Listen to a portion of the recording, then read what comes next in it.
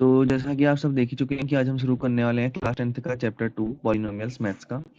तो उसका introduction part भी है ये 2.1 के, इसमें हम सॉल्यूशन भी करेंगे और 2.1 का इंट्रोडक्शन पार्ट भी है। तो देख लेते हैं। सबसे पहले देखिए, आपको पता होना चाहिए डिग्री। डिग्री क्या होता है? तो यहाँ पर मैंने आपको दे रखी है डेफिनेशन डिग्री की। Highest power of a polynomial, यानी कि किसी भी पॉलिनोमियल की हाईएस्ट पावर को हम उसकी डिग्री कहते हैं। जैसे फॉर एग्जांपल मेरे पास यहाँ पर एक पॉलिनोमियल है 2x+1। अब मेरे को 2x+1 की डिग्री चाहिए, तो इसकी हाईएस्ट पावर क्या है? देखिए, पावर हमेशा वेरिएबल्स में होगी। तो यहाँ पर वेरिएबल क्या है? एक्स है। एक्स की हाईएस्ट पावर क्या है? कुछ नहीं दिया है, इसका मतलब इसकी हाईएस्ट पावर क्या है? 1 है। तो इस पूरे पॉलिनोमियल की जो डिग्री है, डिग्री को मैं यहाँ पर डी से डिनोट कर रहा हूँ, तो इस पूरे पॉलिनोमियल की जो डिग्री है वो बन जाएगी 1। इस पूरे पॉलिनोमियल की कितनी डिग्री हो जाएगी? 1 हो जाएगी, क्योंकि एक्स की या फिर कहूँ मैं इसके वेरिएबल की हाईएस्ट पावर क्या है? 1 है।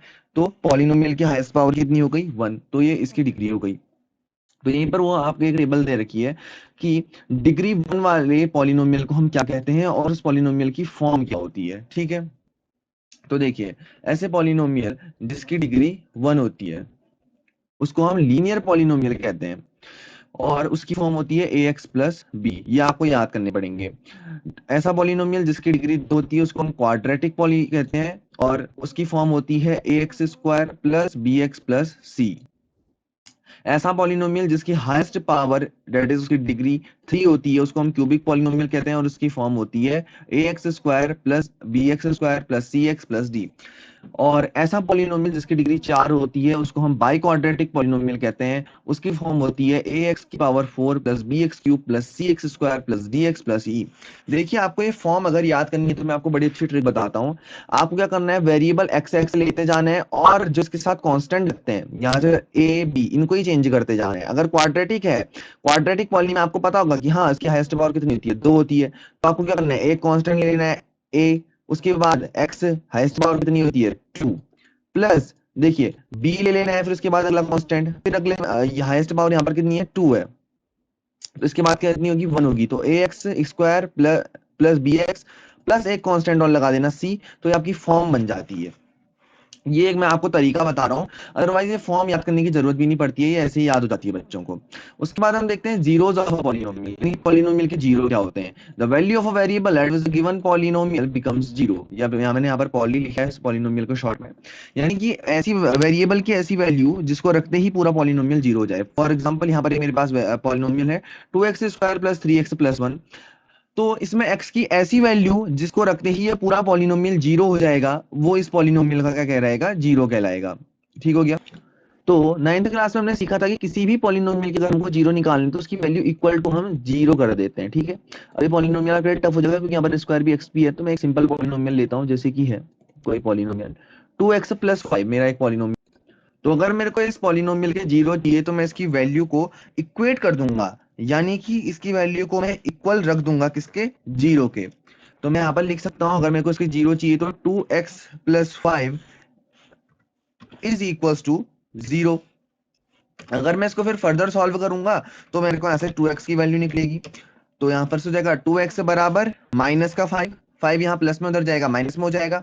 और फर्दर सॉल्व करूंगा तो यहाँ से मेरे को x की वैल्यू निकलेगी, x बराबर -5 अपॉन में डिवाइड में जाएगा, 2 वहां के मल्टीप्लाई में है तो यहाँ डिवाइड में चले जाएगा, -5/2। तो ये इस पॉलिनोमियल का जीरो हो जाएगा। बस यही आपको बताना चाह रहा था कि पॉलिनोमियल का जीरो किसे कहते हैं। वेरिएबल की ऐसी वैल्यू जिसको रखते ही पूरा पॉलिनोमियल जीरो हो जाए वही कहलाता है जीरो ऑफ अ पॉलिनोमियल।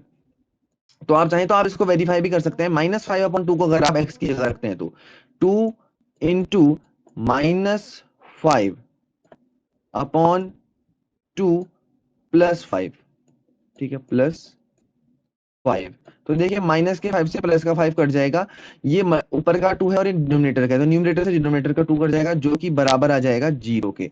तो ये वैल्यू या x की वैल्यू -5/2 इस पॉलिनोमियल का जीरो है। अब बढ़ते हैं आगे 10th क्लास की ओर। ये सब हमने बातें 9th क्लास में सीखी हैं, अब हम बढ़ेंगे 10th क्लास की बातों की ओर। तो आपकी पर्टिकुलर क्लास में आपको अलग मेथड दी गई है, यानी कि 10th क्लास में जीरोस निकालने की पॉली की अलग मेथड दी गई है। 9th में तो हम इक्वेट करते थे, इक्वल टू जीरो रखते थे किसी पॉलिनोमियल की वैल्यू अगर हमें उसके जीरो चाहिए तो, पर 10th में हम ऐसा नहीं करते। जैसे कि अगर हमारे पास लीनियर पॉलिनोमियल है कोई दिया हुआ, तो उसमें हम minus constant upon coefficient of x square को ले लेंगे, तो उस पॉलिनोमियल का जीरो हमको मिल जाएगा। लेकिन ये बात सिर्फ लीनियर पॉलिनोमियल के लिए है।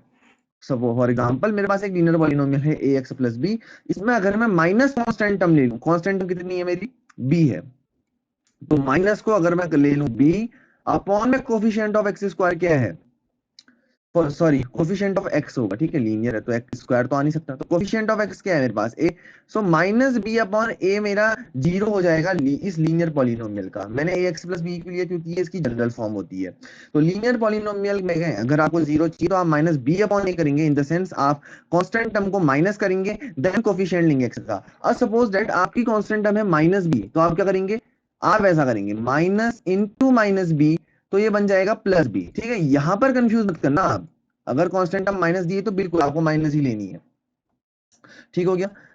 अब देखिए आगे बढ़ते हैं, मैं आपको एक एग्जांपल और देना चाहूंगा इससे पहले, ताकि कोई भी कंफ्यूजन रहे ना। जैसे कि मेरे पास एक लीनियर पॉलिनोमियल है दोबारा से 2x+5, ठीक है, 2x+5, तो कांस्टेंट टर्म माइनस का 5 अपॉन कोफिशिएंट ऑफ एक्स क्या है, 2 है। तो देखिए ऊपर वाले 2 से नीचे वाला 2 कट जाएगा, अगर मैं एक्स की जगह वैल्यू रखूंगा तो -5 से प्लस का 5 कट जाएगा, that is equals to 0। Now geometrical meaning of zeros of the poly, आगे बढ़ते हैं हम इस टॉपिक को कवर करेंगे। तो किसी भी पॉलिनोमियल के जीरो की ज्योमेट्रिकल मीनिंग क्या होती है, the coordinate of x axis where the line of a given polynomial intersect, यानी कि कोई भी हमारे पास पॉलिनोमियल है, अगर यही है 2x+5, ठीक है, एक पॉलिनोमियल मैंने यही ले लिया 2x+5, मेरे पास कोई गिवन पॉलिनोमियल है, तो अगर मैं इसको प्लॉट करूंगा ग्राफ में तो एक स्ट्रेट लाइन बनाएगा, क्योंकि एक लीनियर पॉलिनोमियल है, ये हम पिछली बार पढ़ चुके हैं linear equation in two variable में, तो एक स्ट्रेट लाइन फॉर्म करेगा। तो वो स्ट्रेट लाइन जब एक्स एक्सिस को काटेगी, सपोज दैट उस स्ट्रेट लाइन है एक्स एक्सिस को यहां पर इंटरसेक्ट करा, तो और ये कोऑर्डिनेट आया मेरा -5/2, ठीक है, लेट अस सपोज अगर मेरा कोऑर्डिनेट -5/2 आया, तो हाँ ये इस पॉलिनोमियल का जीरो हो जाएगा। यानी कि जहां पर भी किसी पॉलिनोमियल की लाइन एक्स एक्सिस को काट देगी, वो उस पॉलिनोमियल का जीरो हो जाएगा, ठीक हो गया। अब आगे बढ़ते हैं, क्वाड्रेटिक और लीनियर पॉलिनोमियल को और अच्छे से समझते हैं ग्राफिकली, पर ज्योमेट्रिकल मीनिंग समझते हैं इन दोनों की। तो मैंने यहाँ पर एक क्वाड्रेटिक इक्वेशन ले ली है x² - 3x - 4, जिसमें कि y की वैल्यू मैंने ये ले ली x² - 3x प्लस 3x -4, ठीक हो गया, सॉरी -3x है, -3x -4। तो जब मैं x की वैल्यू -1 रखूंगा तो y की वैल्यू 0 आएगी, x की वैल्यू 4 रखूंगा तो y की वैल्यू तब भी 0 आएगी। तो ये जो x की वैल्यू -1 और x की वैल्यू 4 y के 0 है, तो जैसा कि हमने पढ़ा है अगर ये इसके 0 हैं तो ये पॉइंट कहां पर आनी चाहिए, x एक्सिस में आनी चाहिए। चेक करते हैं, x की वैल्यू कितनी है -1, y पे 0, तो एक पॉइंट हमको ये मिल गया।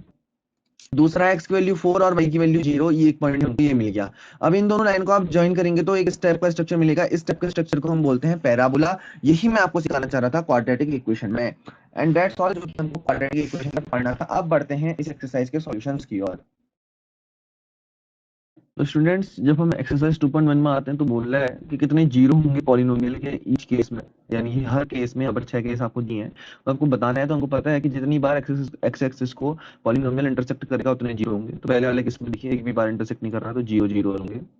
दूसरे वाले केस में एक बार इंटरसेक्ट कर रहा है तो 1 0 होगा। तीसरे वाले केस में देखिए 1 2 3, 3 टाइम्स इंटरसेक्ट कर रहा है तो 3 0 होंगे। फोर्थ केस में देखिए पैराबोला बन रहा है और 2 बार इंटरसेक्ट कर रहा है तो 2 जीरोस होंगे। और ये क्वाड्रेटिक इक्वेशन भी होगी क्योंकि पैराबोला बन रहा है। और फिफ्थ केस में यहाँ पर देखिए 1 2 3 एंड 4 टाइम्स इंटरसेक्ट कर रहा है एक्सिस को, तो इसके 4 जीरोस होंगे। लास्ट केस में 1 2 3 टाइम्स इंटरसेक्ट कर रहा है तो इसके 3 जीरोस होंगे। And that's all for today and thank you for watching, और मिलते हैं आपसे नेक्स्ट वीडियो में।